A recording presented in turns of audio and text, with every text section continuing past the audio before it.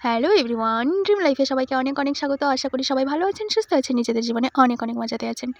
আজ আমরা কথা বলবো কল ম্যানিফেস্টেশন নিয়ে। কল ম্যানিফেস্টেশন কী করে করব সেটা নিয়ে ডিটেলসে আলোচনা করব। অ্যাকচুয়ালি কল ম্যানিফেস্টেশন খুব খুব খুব ইজি একটা ব্যাপার, ঠিক আছে? কল ম্যানিফেস্টেশন কেন ইজি? কেন কি কল ম্যানিফেস্টেশন যখন আমরা করব তখন আমরা এমন একটা মানুষের সাথে করব না যার সাথে প্রচুর পরিমাণে ঝগড়া ঝামেলা হয়ে আছে, এরম মানুষের সাথে কিন্তু আমরা করব না।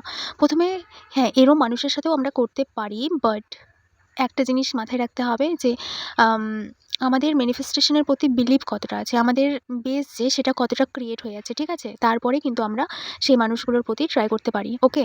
সো প্রথমত যখন আমরা শুরু করব কল ম্যানিফেস্টেশন, তখন আমরা নর্মালি যে কোনো মানুষের সাথে আমরা করতে পারি, ওকে?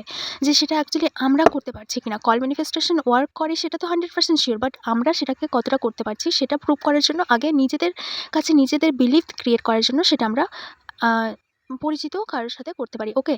তো নেক্সট কী করে করব কল ম্যানিফেস্টেশনের জন্য? প্রথমত আমরা র্যান্ডমলি যে কোনো একটা পার্টিকুলারলি মানুষকে নিলাম, ওকে? নেওয়ার পরে প্রথমত ডিপ ব্রিথিং করব কয়েকবার, যতক্ষণ না পর্যন্ত 4-5 বার করলেই হলো, ঠিক আছে?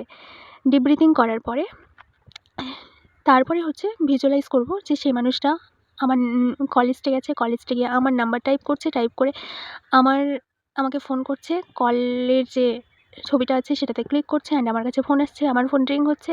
পুরো ভিজুয়ালাইজ করবো অ্যান্ড কী কী কথা হচ্ছে পুরোটা ভিজুয়ালাইজ করার পরে সেটাকে জাস্ট লেট গো করবো। এবার সঙ্গে সঙ্গে বেরোবো না কিন্তু, ঠিক আছে? এই প্রসেসটা যখন শেষ হবে তারপরে হচ্ছে আমরা আবার কয়েকটা ডিপ ব্রিথিং করবো, ঠিক আছে? করার পরে ধীরে ধীরে ধীরে ধীরে এই প্রসেস থেকে বেরিয়ে যাব। হ্যাঁ, এবার এটাকে নিয়ে আমাদের মাথায় যেন বেশি নেগেটিভিটি না ঘোরে, ঠিক আছে? সেটা এবার এটা কতক্ষণের মধ্যে কাজ করবে সেটা পুরোপুরি ডিপেন্ড করে আমাদের এনার্জির ওপর, ঠিক আছে? যে আমরা সেইখানে কেমন এনার্জি দিয়েছি। এবার যদি আমরা 100% শিওর থাকি যে হ্যাঁ, আমি ঠিকঠাক করে কাজটা করে দিয়েছি, এরপরে আমরা কিন্তু ওখানে কোনো রকম রেজিস্ট করবো না, ওকে? পুরোপুরি লেট গো করে দেবো। এটা করেছি মানে 100% বিলিভের সাথে ছেড়ে দেওয়া যে হয়ে গেছে, অলরেডি হয়ে গেছে।